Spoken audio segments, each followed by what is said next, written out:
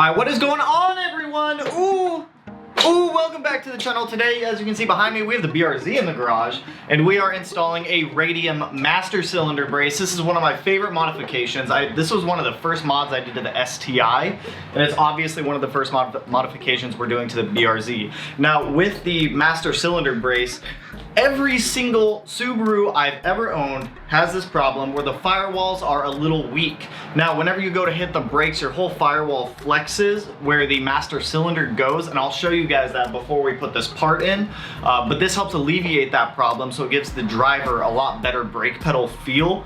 Personally, I love the modifications that really change the driver feedback from the car, and this is one of the big ones that I absolutely love doing. I like my brakes extremely touchy. Some people might like them squishy, I don't know. I don't know what your preference is on brakes, but personally, I like them touchy.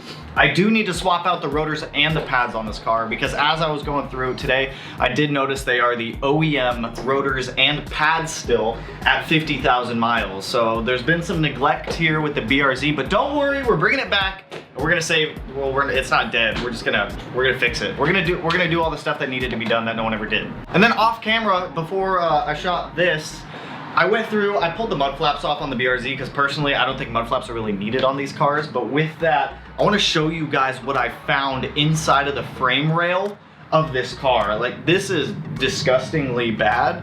After that, I started going through the entire car and making sure there's no more schmoo up in areas that could rust the car out. So with that, I'm going to show you guys this pile of crap that I just pulled out of the frame rail, and then we're going to start going over this Radium part as well as the tools you'll need, and then we'll start installing it on the car. Alright, so like I was saying, I just pulled off the mud flaps on the car, and I still need to put that on the STI. It's too lazy. I just went through and I pulled off all these Rally Armor mud flaps on the car, and while I was pulling them off, I dug down, and you can see all the schmoo on the ground down there, which is gross because I sprayed it out with a whole bunch of cleaner. But look at this pile. This is all what came out of the frame rails. Like, that will rust out your frame rails on your car over time if you just let stuff build up in there. So I don't know where the previous owner was driving, but like, were you like rallying through the woods? Is that why you have mud flaps? I don't know. But just wanted to remind you guys, make sure that when you are getting new cars, you're going through them fairly thoroughly and making sure that you're getting all that schmoo out. I also figured out what the mystery wire went to inside the car, because I know some people were asking. The mystery wire, so I unplugged it from that cigarette lighter, and then the fog light stopped working.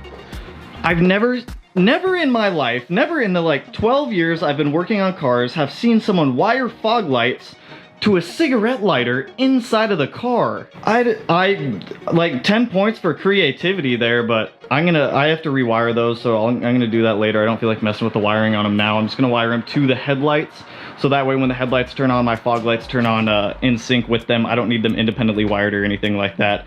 But with that, we're gonna start jumping into this Radium stuff over here, and we'll start installing it on the car, and I'll show you guys that master cylinder problem. See in front of me, this is all we need to install this part. You just need an Allen key. I think this is an M6 Allen key. We have the Radium box in front of me, and then I'm gonna be wearing gloves as usual. Now with this, the Radium engineering thing, I like their packaging. It's very simplistic.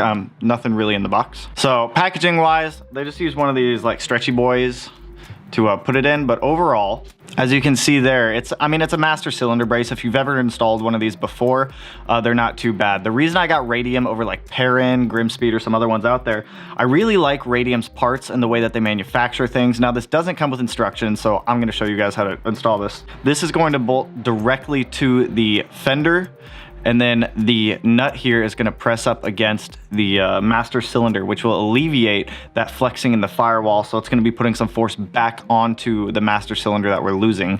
Now, it's incredibly easy to install. There's two of these bolts here that come in their packaging, which, hold up. So it just comes with two of these bolts. They're both Allen key. They're easy to install. So that's why we have this Allen key.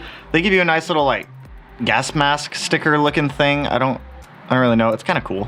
And then lastly, they do tell you if you do need install instructions, they do provide a card with a website where you can go to. Appreciate it, Radium. You have cool products. So I think I picked this up for around $70 or so on Rally Sport Direct. So with that, before we start installing this, I'm going to show you guys the issue with the master cylinder brace, or the master cylinder, and how it flexes when we hit the brakes.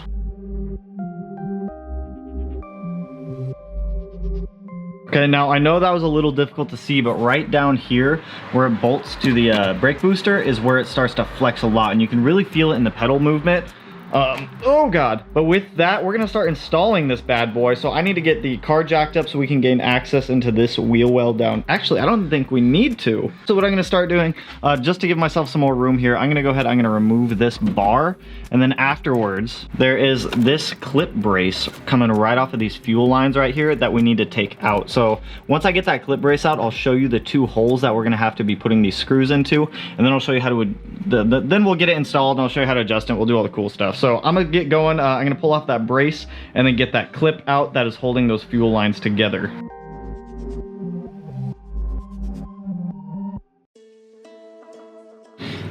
We took off the metal clip that holds the fuel lines to the strut brace, or the fender well, whatever you want to call it, as well as the brace that goes across right here. Now if you're taking these off, these are going to be 12 millimeters, and then the 1 bolt down here that's holding the fuel lines over is going to be a 10 millimeter. Now you'll also see these black dots down here. You're going to want to remove the closest one inside of this, inside of the fender well, I guess you want to call it. I don't know what you call this section, but you're going to want to remove that innermost black dot, and you'll reveal that threaded hole right there, which we're gonna end up using. So we're gonna use that farthest in threaded hole and the farthest out threaded hole to install the master cylinder brace. Now with that, it's really simple. We're just gonna put in the 2 screws in there and adjust down the tightness of it. So I'm gonna go ahead, I'm gonna grab the brace, I'm gonna grab the 2 Allen keys that go with it, start threading it in, and then I'll show you how to adjust it. So as we start threading this in, you're gonna notice that we have this 1 hole here and then this recessed hole on the outside. We have our 2 Allen keys, so I'm just gonna set them up here for right now so I don't lose them, because I know that's what I do. I'm gonna hand tighten in the back one to start with, and then we'll do the front one just so I'm not dropping anything or losing anything. I also pulled in that 1 screw all the way on the end to give us a little more room in here.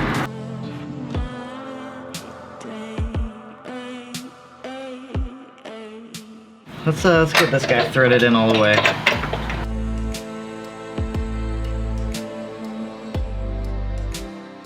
It seems I've run into an issue with this front one. I think there's something in the fender liner that's in the way, so I'm gonna go ahead and jack the car up real quick. We're gonna take a look and see why this one doesn't want to thread in on the top.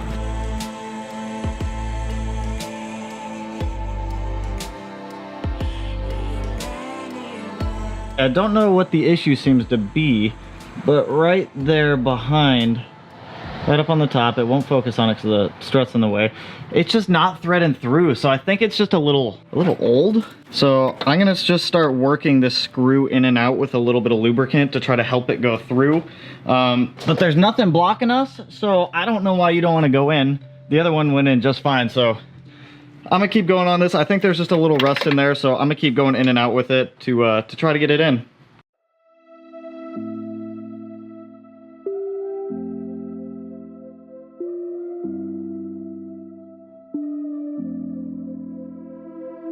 Interesting. So I had to back it in and out quite a bit to be able to get it to go in its home for some reason. I think it was just rust built up inside of that welded nut on the back side of there, but it is fully bolted up to the strut brace, or the strut, the wall, the thing. It's fully bolted up to that now. So I'm gonna get the wheel thrown back on, get the car jacked back down, and then I'll show you guys just kind of where you want to adjust this so you're not putting too much pressure on that master cylinder brace. All right, so to adjust this guy down, you're gonna want to spin this until it's all the way flush with the master cylinder brace. Now these are at the same angle, so it's not gonna do any damage. Once it's flush like that, you're gonna back this silver screw all the way back up to the brace itself. So you have one end on the master cylinder, the other end back to the actual master cylinder brace. Now with this, right now it's just finger tight, so I'm gonna go ahead and grab it. This is a 13 millimeter and just do half a turn more to right there. So now I can't back it out by hand. I'm gonna back the silver screw back up to the master cylinder brace. Then I'm gonna go ahead and tighten that guy down as well. I'm gonna need to grab one more 13 because both of these are gonna spin together, so one sec. All right, now with both of those tight, this isn't going anywhere and it's not gonna let this master cylinder brace move either. So overall, this is really gonna help the brake pedal feel, and it's just gonna feel a lot better than just the flexi boyness that it generally has. So with that, I'm gonna go ahead, I'm gonna get that brace that runs across here back installed. We'll jump in the car, we'll see how the brake pedal feels after getting this guy in here, and then we'll wrap this guy up. Ooh!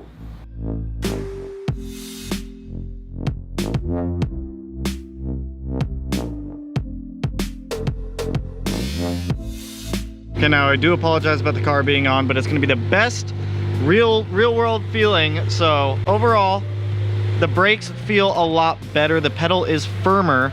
Like I said though, the rotors and pads still need to be changed, so that will help fix that a lot. Like I said, I also want to swap to some stainless steel brake lines, probably just to get these brakes to where I want them, but overall the brakes do feel a lot better already just off of that brace. Oh, wrong pedal. So the brakes do feel a lot better just based off of that brace. So with that, ooh, grab yourself one of these. These are one of my favorite parts to install on these cars. I'll link below a couple different brands. Personally, I just wanted to run the Radium one. I've never ran Radium before. I've always ran Perrin in the past, and we have a Perrin one on the STI way out there. I see you. So with that, let's get this camera thrown back up on the bench, and we will wrap this one up.